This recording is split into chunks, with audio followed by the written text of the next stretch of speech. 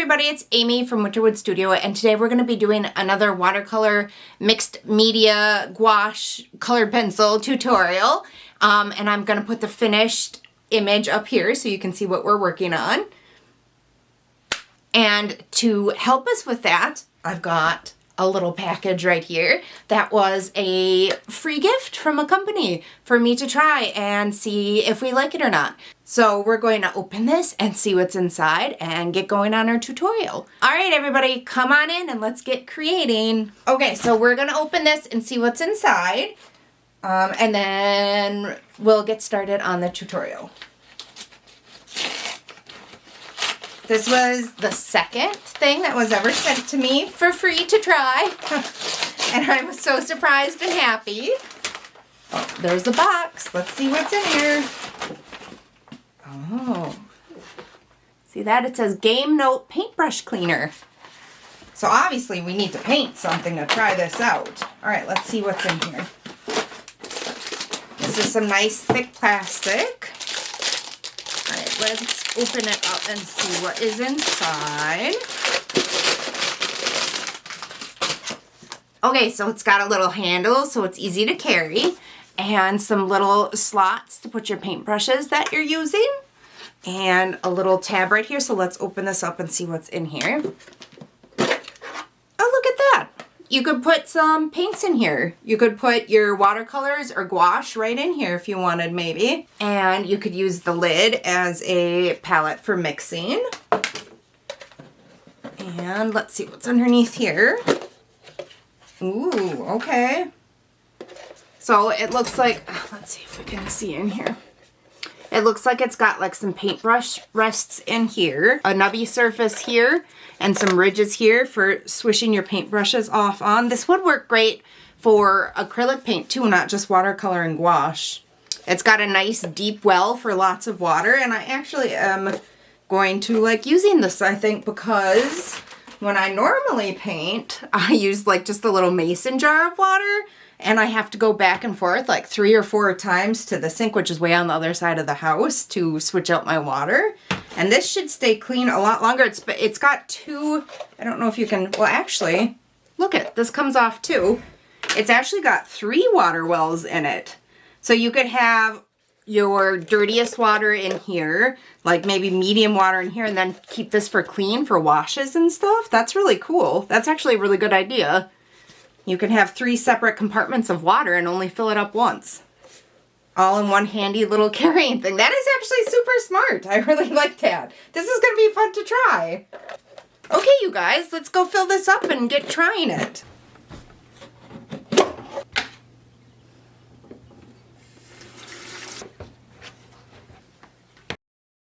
Okay, everybody, so let's get started. So today we're doing a simpler mixed media tutorial for beginners, and I will link the photo that I'm using down below. It is from Unsplash and reference free. I have cropped mine to a more interesting composition. I did it roughly into a square shape, and then I cut out a sheet of 9 inches by 9 inches Arches cold pressed watercolor paper. You can also use hot press if you have it. If you're going to use colored pencil, it might play a little nicer with your colored pencils. The reason I'm using cold press is because I am out of hot press right now. So if you have hot press, go ahead and use that. So this was 9 by 9 inches, and I taped it down to 8 by 8, and we are going to get sketching. And today to sketch, I'm using my Prismacolor Premier Col-erase colored pencils, and I'm going to pick. Today I'm going to use the orange colored pencil, if it'll focus. Today I'm going to use the orange Col-erase colored pencil, and I'm using my Prismacolor colored pencil sharpener to sharpen it.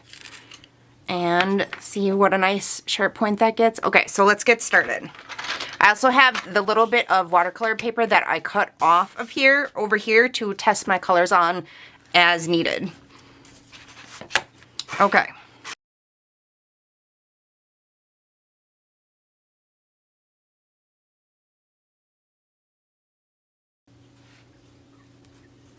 What I'm doing here is marking the lines where the edges are going to be of my sketch. So like here is where the bottom edge of the leaf is going to be. And then the tip of the other leaf, this edge marks the stem right here. I find that that helps me get a more accurate drawing for my reference. Okay, so I've left some of the sketching process in here. I don't know if people actually want to see this. When I used to do Instagram Reels, the sketching ones never did good. So if you guys could drop a comment down below on whether or not you like to see the sketching part of the process, I'd really appreciate it. If people don't want to watch it, I will just cut that part out next time. And if you do want to watch it, I could even make a in-depth video. Okay, I think that we've got our sketch here done, and I think it's time to move on to the watercolors. So I'm going to get going here. I'm going to fill this up, and I will be back. I'm using the tray that came inside of it as my mixing palette today. This one was dirty, and I didn't feel like cleaning it, and I've got this, so I'm going to use it. And we'll try this out and see what we think, and we'll get working on our tutorial. So let's get started here. Today I'm going to try out my new Princeton Neptune brushes that I had in my last art haul. I've got a 6 and an 8, and I think we're going to start with the 8 and see what we think here. Okay.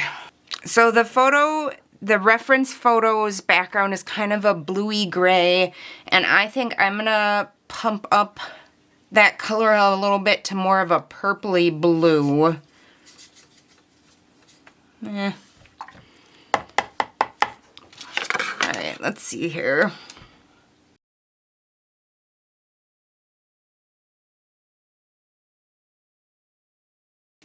Miss Farita is playing with her ball over there, so if you hear her in the background, that's her.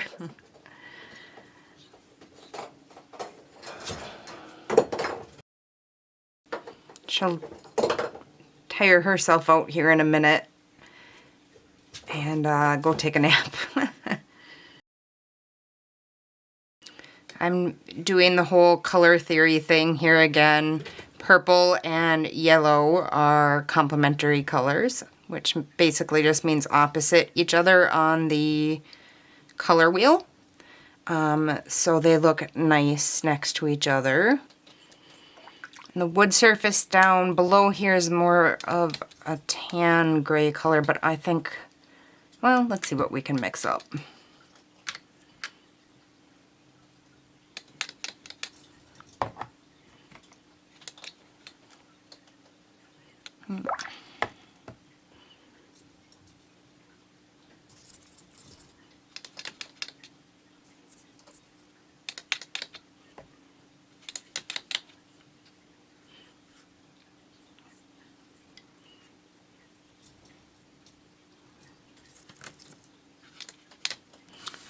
Okay, I'm going to come in with this down here, except I'm going to avoid that spot right there where there's a bluish hint of light coming through, and then over here as well where there's a more goldeny hint of light coming through.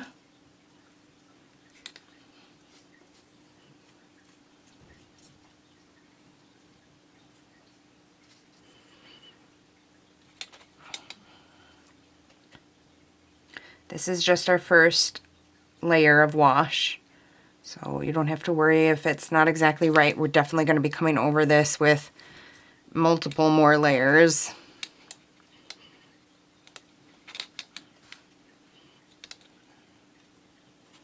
It's a little lighter over here, so I mixed in a little bit more water to tone it down.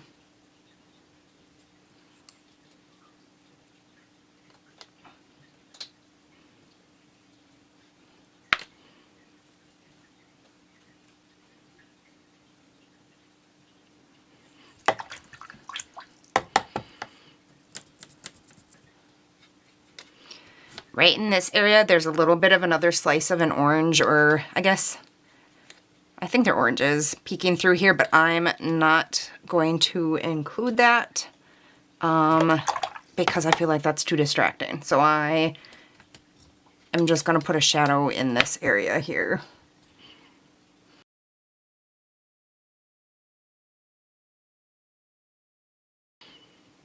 Okay, we will just let that dry for a minute and then we will come back. All right. So we're just going to go over every part of the oranges with this color because this is the lightest wash. And in fact, since the leaves are yellowy green, I think I'm going to go over the leaves as well.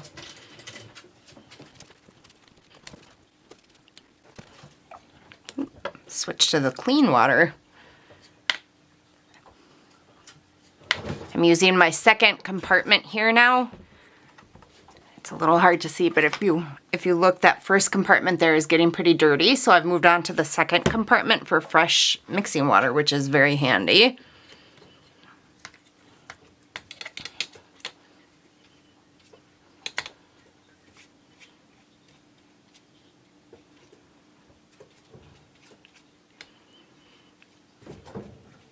I'm not being too precious about the highlights here. I'm going into this planning that it's going to be a mixed media piece, which means that like this area here is really blown out in the photo and up in here and right here.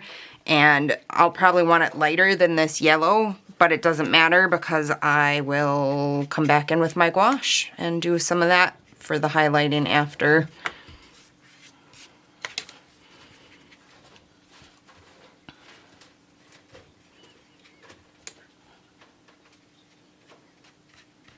And I'll do this little bit of the stem there too.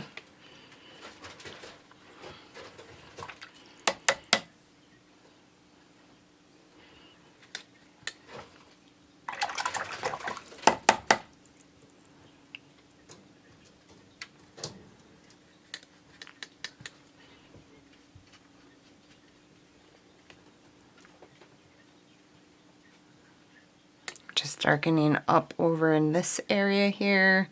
Being careful to stay away from the yellow because it will run into your yellow since it's not dry yet.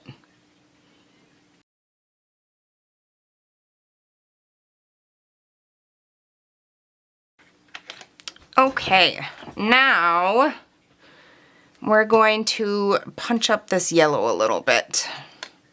Let's start putting in some of the brighter colors.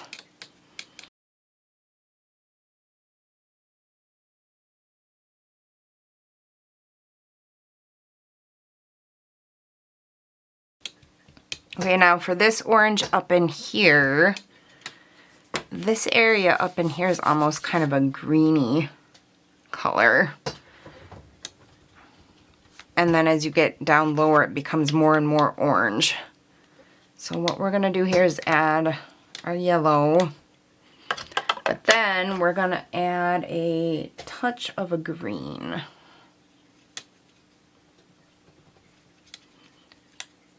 And I am thinking that this is probably too saturated, but we will test it on our scrap paper and see.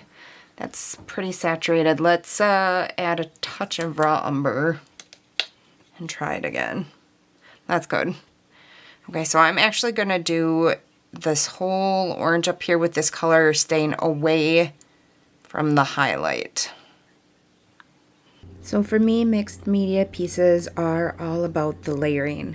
So while this color might look funny right now, it will look great peeking through all the layers of watercolor and colored pencil and gouache we're going to put above it.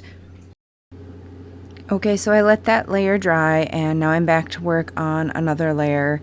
I did decide to warm up the table that the oranges are sitting on a little bit. I don't remember if I cut that footage or if it's in here, but I did do that. It was too cool against the warmness of the oranges, and it was distracting from where I wanted the focal point of the painting to be. No, I'm doing it right here, so that's what I'm doing right there. And then I'm going to move on to working on the first layer on the leaves. I'm going to leave the top edge of that front leaf there white. It actually looks blue in the photo, and so I'm going to make sure to use blue in that area so that it's accurate. I decided I wanted the rim of this orange to be bigger than I left it. So I am going to adjust this right here. And again, don't worry, you're not doing just plain old watercolors. You can do stuff like this when we're doing stuff the way that I'm doing it, the mixed media. There's room to make mistakes and to fix it. Watercolors by themselves can be very unforgiving, and I find that they're generally not great for beginners because of that. But when you're using mixed media and you have, some opaque, I don't know what happened there. I do know what happened there. That's the Goethite by Daniel Smith. And while I love that color, if you let it sit for too long, the pigment like separates. So if you don't remember to swash it around every few minutes, it will, like I said, separate, and you can get a big clump of pigment right on your brush when you don't necessarily mean to. Anyway, back to what I was saying. When you use mixed media, there's room to make mistakes because you're going to come back through with some opaque media later. So if you make a mistake, you can cover it up. Watercolors are translucent by nature, and that's the beauty of them, but also it makes them very difficult for beginners to use because of their unforgiving nature. So I'm just continuing to put in more of the base layers and gradually darkening things up while avoiding the translucent highlight areas. I'm starting to add in a little bit more of the bright colors. It sometimes takes a while to build up the layers of watercolor to the brightness that you want if you are being careful, which I was here. It's much easier to darken things and a lot less easy to lighten things, unless you're going to be doing mixed media. And even so, I find it's a good practice to go slow and take your time and work on building the layers up, because someday you might want to do a full-on watercolor piece, and then you have the skills already in your wheelhouse to do that. So it's not just about being as fast as you can. Sometimes it's about learning and growing as an artist. We're getting there. I think I'm going to put in some watercolor up on this leaf still, and maybe do something with this edge here and the stem. But yeah, we're getting there on the watercolor portion. We're getting close to being done with it. So here I'm just continuing to add in some more of the details and darken things up with the watercolor paint. I really was starting to notice at this point that the cold press surface was making it a little bit harder to get the details I wanted.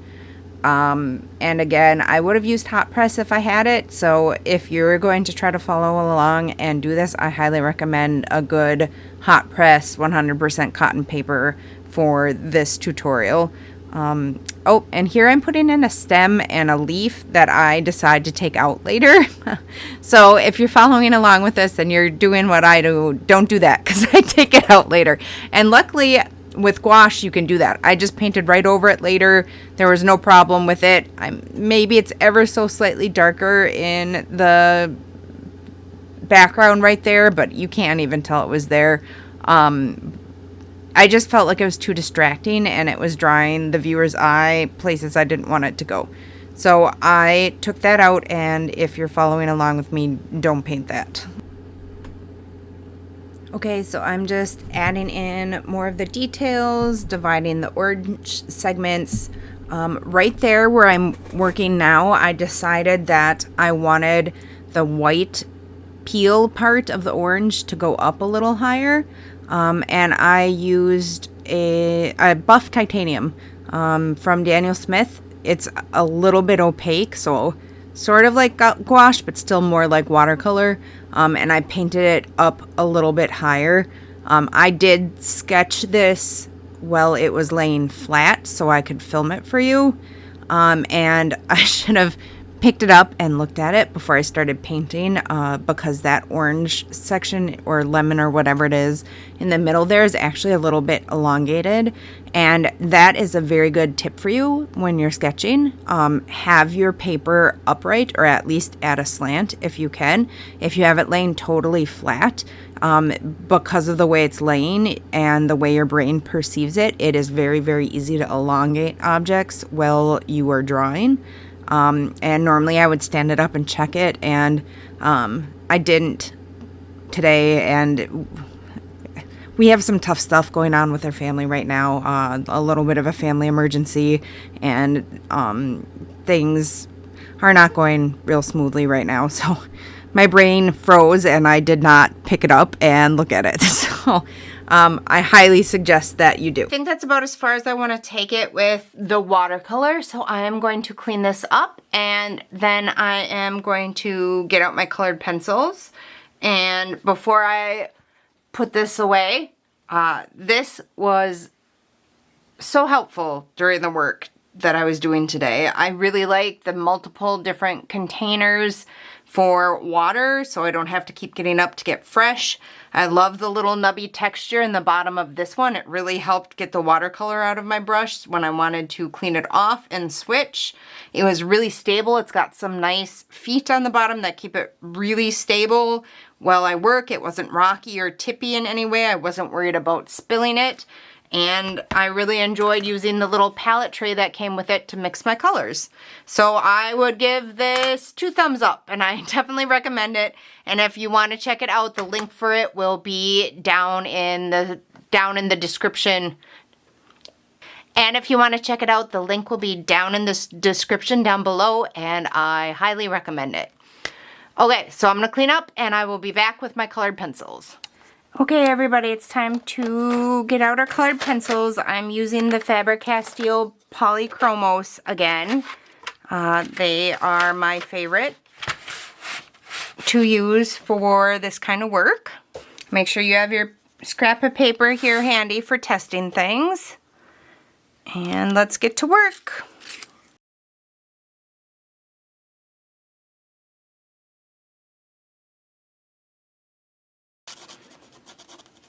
Because we're using cold pressed paper, you will see the grain of this more than you would if it were hot pressed.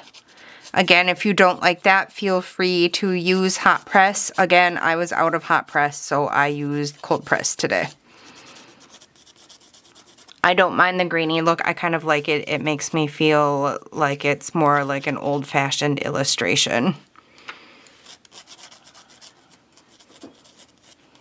So I just speeded up the process here, but I'm just putting in some of this background purpley color with small circular strokes. You don't want to do too much side to side. It can be hard to cover up the lines later on unless you're going to do a full-on layer of gouache over it. So I'm just going through and using my pencils. Again, I look at each one and make sure the light fast rating is a 3 or above. For my own personal taste, I like to have that level of light fast rating, especially if there's a chance that I might sell a piece. It just makes me feel more comfortable knowing that even if it gets hung in a place that's somewhat direct sunlight, it won't fade too badly. Also, excuse the sunlight on the desk here. I couldn't do anything about that. There are some times during the day when it comes right in onto my desk. And again, I was working around a family emergency schedule, and I had to work when I got the chance, and I didn't have the luxury of waiting for the light to change. But it was a beautiful sunny day, not warm, still winter, but beautiful and sunny, so it was nice to see the sun. So now you saw me just put in a little bit of that blue reflected light highlight on the shiny tabletop, and I'm just working back and forth on all the different areas, making sure to move around the paper and not just concentrate in one area too much.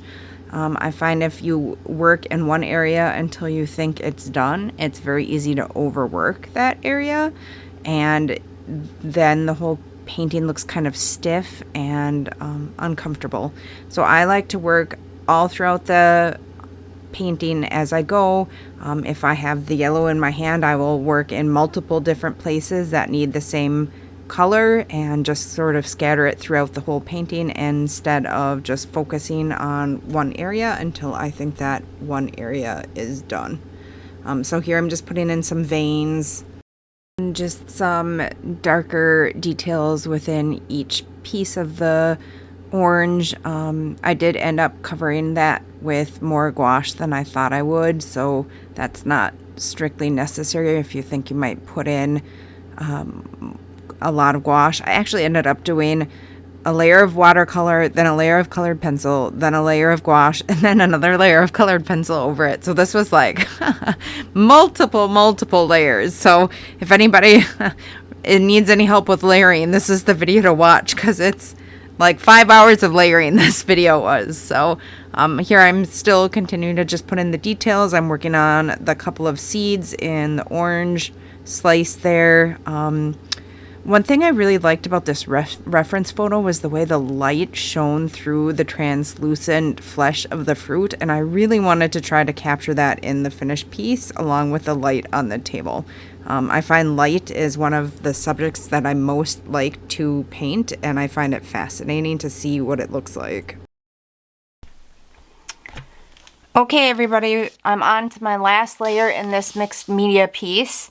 And it's going to be gouache. So I've got my palette of Winsor and Newton designer artist gouache here, and I've got my brush cleaning system with the water all nice and fresh, and we are ready to go.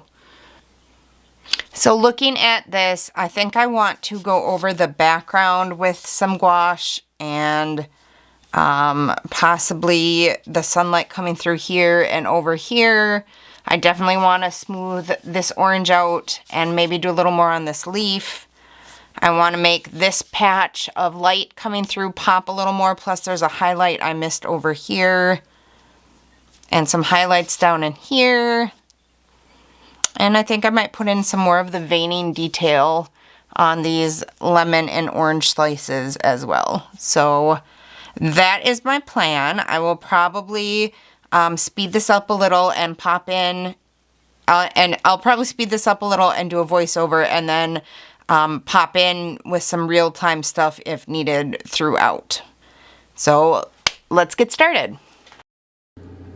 I am really loving this Winsor and Newton designer gouache. I'm so glad I got it. I think it was in my very first art haul that I did.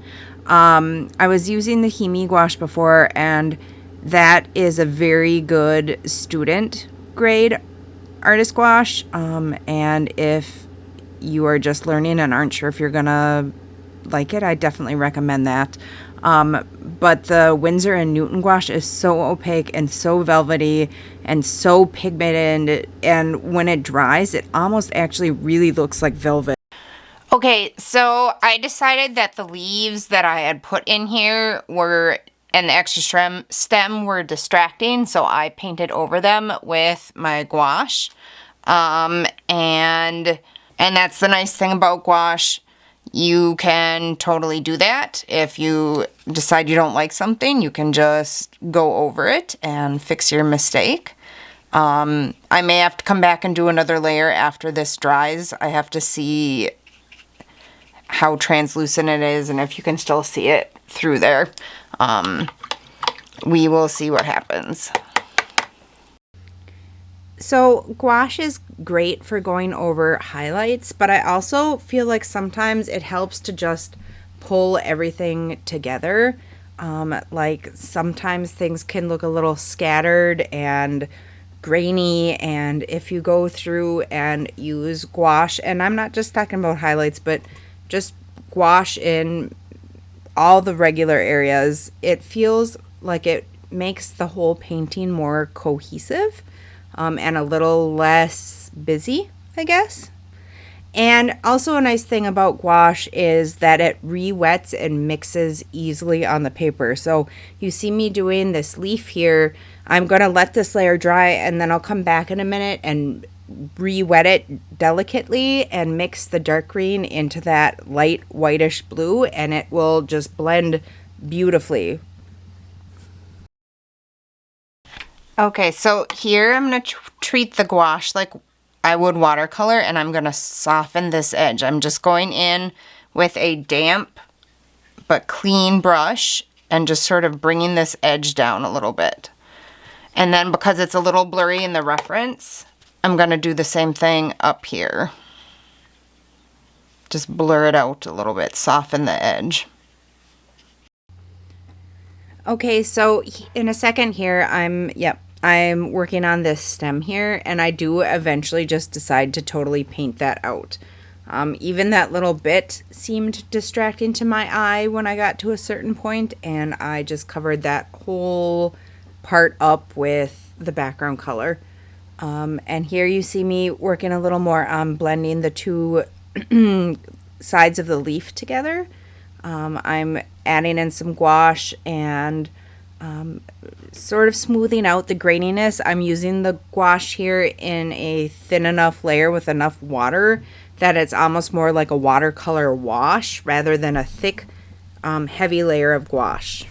And that's one of the nice things about gouache. You can use it full strength and it's thick and opaque and velvety and so very pigmented, or you can water it down and make it more like a wash of color. And the nice thing about gouache is even when you water it down into a wash, it still retains the heavy pigment, but also the velvety matte texture of gouache. So sometimes when you do a watercolor wash, it can almost look a little shiny. The matte texture of the gouache is just so appealing and beautiful, and it just really can sometimes make a piece.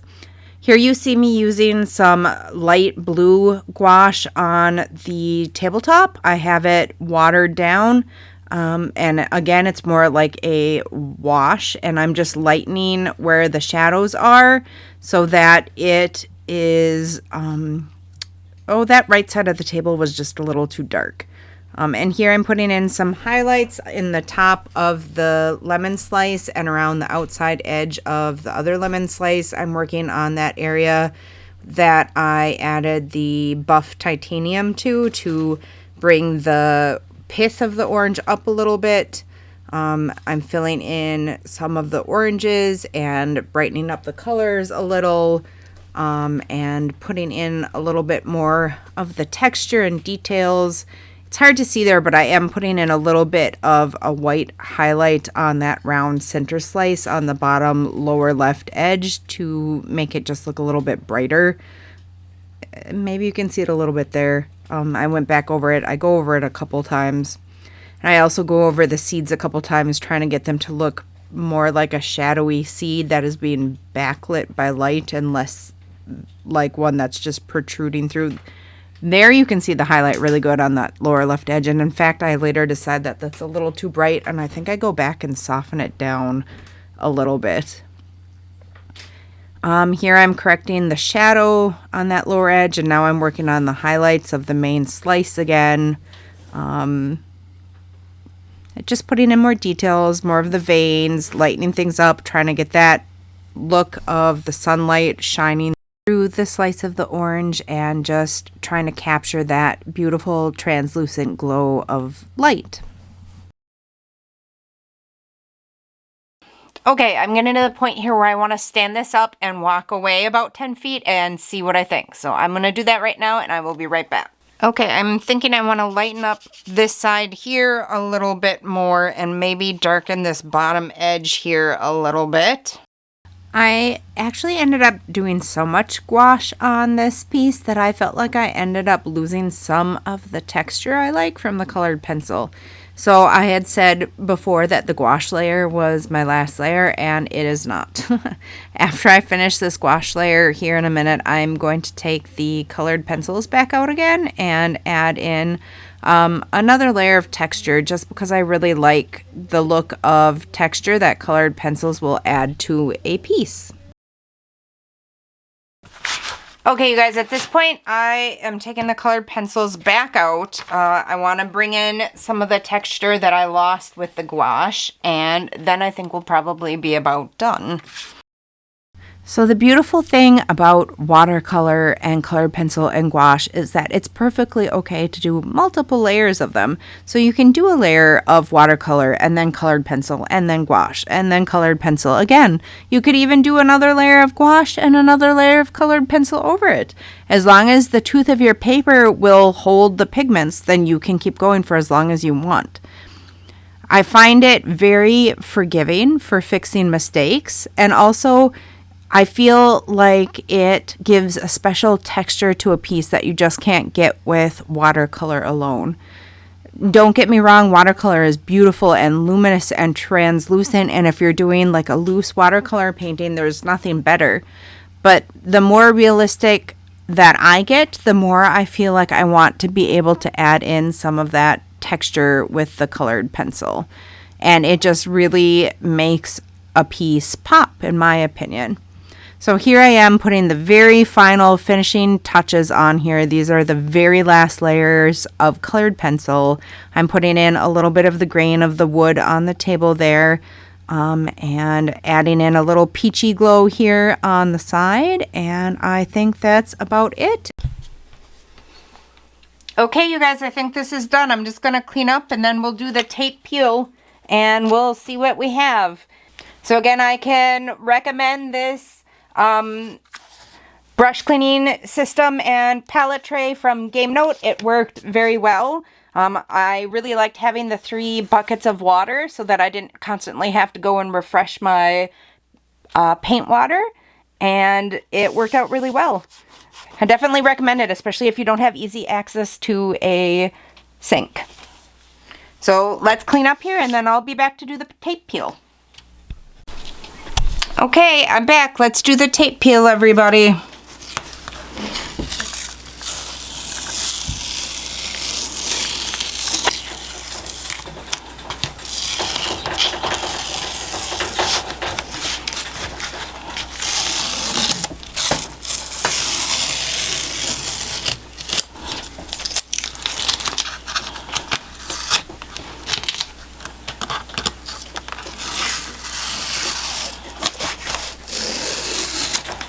So there we go, you guys. There is your simpler mixed media tutorial from start to finish.